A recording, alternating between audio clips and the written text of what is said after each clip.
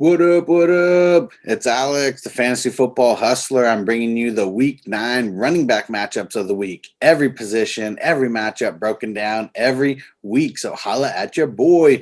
Already got the wide receiver video out, and the quarterback and the tight end videos are coming too. So just look out for those. And I got my offensive waiver wires and my IDP waiver wire video out. So go check that out. And don't forget, if you want more one-on-one help than what I'm offering in these videos and in the live streams, go hit up my website, fantasyfootballhustler.com. fantasyfootballhustler.com. I'm helping people destroy their leagues right now. So if you go watch the injuries and the studs and duds videos from a couple days ago, I give a couple reviews on there.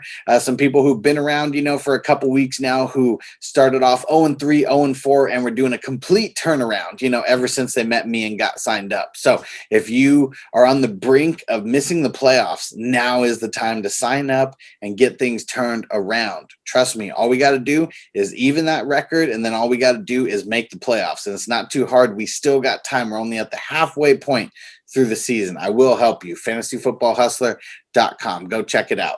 And if there wasn't a better reason to do it than just dominating your league, how about the signed Jonnu Smith mini helmet brought to you by our boys at Modern Memorabilia? $1 entry.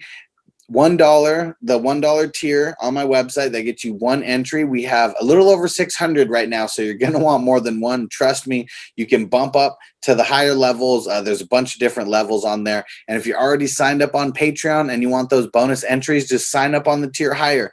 Just get in on it. I'll give you the extra entries. Trust me, you want to get as many as you can get, because the giveaway is going to be happening in about 2 to 3 weeks. It's going to be happening very soon. It's all about my rise to 1,000 subscribers on YouTube, and we're getting very, very close. All right, let's jump into this.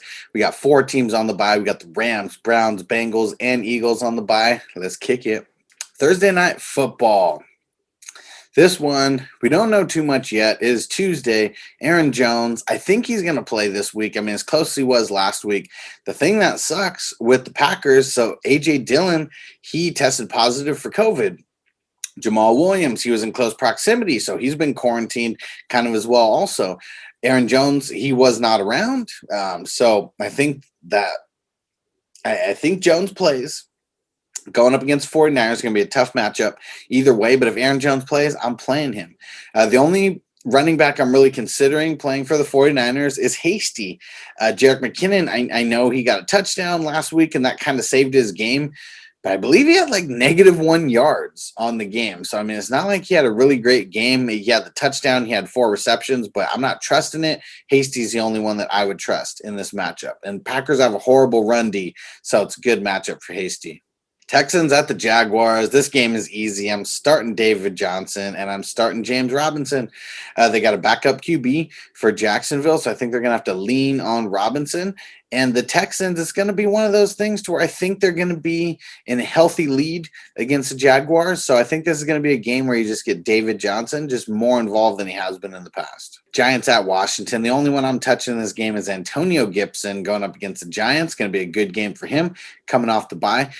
Wayne Gallman. Now, I would consider flexing him, just depending on your options if you really got a deep dive because of injuries and because of bye weeks. But that's only if Freeman doesn't play. Freeman's questionable as of right now. Sorry, I don't got the little Q next to his name. And for Washington, J.D. McKissick. So I don't really want to play him, but it all depends on how far you're deep diving, because I do think he has a decent floor. I mean, he's been getting like 5 receptions a game. So if you're deep diving and you just really need to play because you have so many injuries or so many bye weeks, something like that, you can do a lot worse than J.D. McKissick.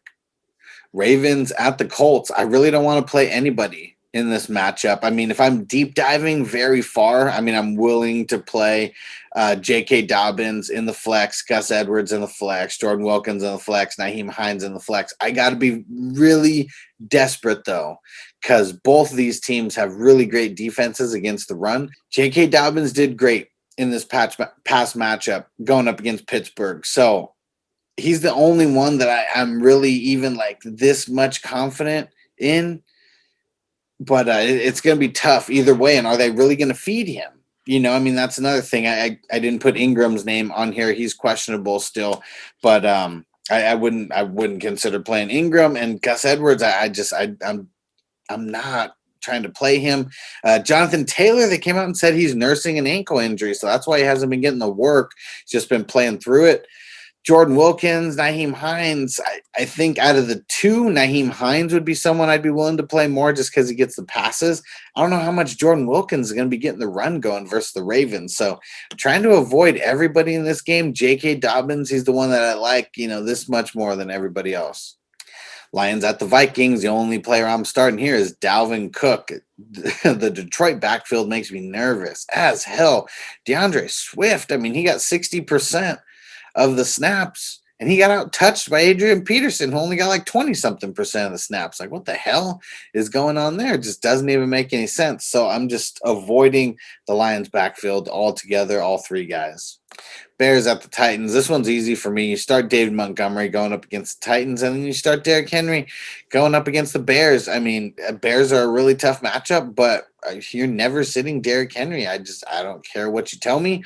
Derrick Henry, he's just a man amongst boys, and he can easily just house any possession that he ever gets. So I'm never sitting Derrick Henry. Panthers versus the Chiefs. So Christian McCaffrey, I think he's coming back this week. Still questionable as of right now, but obviously Christian McCaffrey comes back. You play him no matter what. Clyde Edwards-Helaire, I think you could play him in this game. Panthers, they don't have the best run defense. They actually have one of the worst run defenses in the league, especially for fantasy purposes. So I think it's a big Clyde Edwards-Helaire game. And assuming that Christian McCaffrey plays, obviously you're sitting Mike Davis, and I don't want any parts of Le'Veon Bell. I know he got like 10 touches last week, but there's just way too much hype around him. Everybody is way too hyped on Le'Veon Bell, okay? Like, he's gotten 16 touches total since he's been there. I think it's 6 touches in the first week. I think he might have got 10 touches in this last week, but yeah, I'm just not touching Le'Veon Bell. Seahawks versus the Bills. This should be a really good game. I don't know how much of a good game it's going to be on the ground, but if Chris Carson, if he's playing, I'm playing him for sure going up against the Bengals. Now, Seahawks, they have a really tough run D. So Devin Singletary, even versus mediocre run Ds, I'm not playing Devin Singletary. Zach Moss, he's someone I'm trying to sit, but I would be willing to flex him just because of the way that they've been giving him the ball, especially in the red zone. Broncos at the Falcons. So I think Melvin Gordon and Phillip Lindsay, I think they're both worthy of a start. And then Todd Gurley, I think he's worthy of a start as well. Not too much to say about this game. The Broncos, they've been kind of tough on paper against the run. But look, they just got shredded by Justin Jackson and Pope last week, a guy who was literally on the Chargers practice squad a couple weeks ago. All right, let's get into those second half of Sunday games. We got Josh Jacobs first. I'm starting him going up against the Chargers. And Justin Jackson, I'm nervously, making him a flex-worthy guy. It's weird how it's kind of gone in spurts. The first game that he came back a couple weeks ago did really good versus the Saints. And then they had their bye, and then he came back and just didn't look good. And then, he kind of balled out in this last game. So I'm trusting him enough to put him in the flex because the Raiders, they do have a really bad run D. They look pretty good in this past week, though. That's one thing that makes me a little nervous. Troymaine Pope, he's someone that should be on your radar. It's all about the usage. So, someone I would potentially flex. If you're really, really just deep diving and you're desperate, he's someone I would flex. Joshua Kelly, I'm not trying to get in the lineup at all. Dolphins at the Cardinals, so this one isn't too tough for me. You are starting Myles Gaskin, even though it's kind of a tough matchup on paper. And then you're starting Chase Edmonds. You're not going to have Drake this week. They already said that he's a long shot to play, so I'm just already assuming that Drake is going to be out. So we're starting Chase Edmonds this week. One thing that I will say, everybody's hyped on Chase Edmonds like he was going to take over this role if, Drake didn't even get hurt. Don't buy into that hype because when Drake comes back, he's going to be the workhorse back again. Sorry to say, but there's nothing that ever led me to believe that Edmonds would be the number one running back in Arizona unless Drake got hurt. So don't buy into the hype. Go look at the touches that they've been giving him. Like Edmonds, he just had a couple of highlight plays. That's the only reason why people know who he is. They had a couple of highlight plays. His stats have been nothing great. But now he's getting a full workload, so that's one of the reasons why I have him as a start. So, in his limited usage, I wasn't really impressed. Now he's going to get an overload of usage, hopefully. Steelers at the Cowboys, so James Conner, you got to start. I'm benching Ezekiel Elliott. I mean, if there was ever a game to bench him, it's going to be versus the Steelers. And, of course, he's probably going to ball out and have like 100 yards and 2 touchdowns now that I say to bench him. But he's already been looking bad. Their line is super banged up. And you're going up against the Pittsburgh Steelers, who are pretty much proving to be the best defense in the league. Yeah, I'm starting Connor. I'm avoiding Ezekiel Elliott. Voiding like the plague. How about some Sunday night football action? You're starting Alvin Kamara, I mean, of course. And then Leonard Fournette and Ronald Jones. So I think they're both flex worthy. But if I have the choice, I'm playing Fournette and I'm sitting Jones. Jones, he's been fumbling. If he fumbles, he's going to get taken out. Like, he got a big slap on the wrist. I think they held him out for almost a quarter in this past game. So it's one of those things to where Ronald Jones, the coach doesn't trust him, as far as he can throw them. If he has one big mess up, like a fumble or anything like that, I mean, they might just pull him for the game. So Fournette's a guy that I want to play out of the two. I think both are flex worthy, but Saints have a really tough run D. Monday Night Football, Patriots at the Jets. I think the only one we can start here is Damian Harris. I'm not playing Rex Burkhead or James White. I'm really not trying to play Frank Gore or LaMichael P. Ryan. Just the Jets are just bad all around. So I'm not touching anybody except Damian Harris. And he even makes me nervous because just of how Belichick is and not always trying to surprise somebody. But guess what? When you surprise somebody and like give it to Cam and let him run it, sometimes they fumble. So you should have just given it to Damian Harris this past week. You might have got a win. Every position, every matchup broken down. You know how we do. So I still got the QB video coming up and I got the tight end video coming up. Go check out all the videos that I got out that I just released since Sunday because there's a bunch on there. And go hit up my website, fantasyfootballhustler.com. Go check it out, guys, so I can help you dominate. And you want to get those extra entries into the signed Jonnu Smith mini helmet. So let's go hit it up, guys.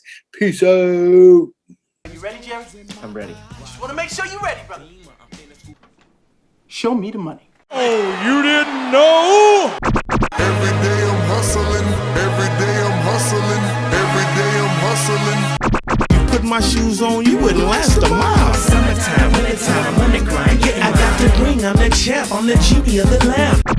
This is the gift I was given, so I just live by my hustle. It's all about the Benjamins, baby. Yeah. It's all about the Benjamins, baby. Yeah. It's all about the Benjamins, baby. Yeah. VIP me put in my pocket, it don't make sense, but don't make a profit. So I hustle, ladies and homies, make money, money. It's hard out here for a pill. When he tryna get this money for the real. I want to find a thing to save my life, so I hustle. It ain't over for me. No, it ain't over for me. Here comes the money. Here we go. Money talk. Here comes the money. Show me the money! Okay, let's go smoke that joint.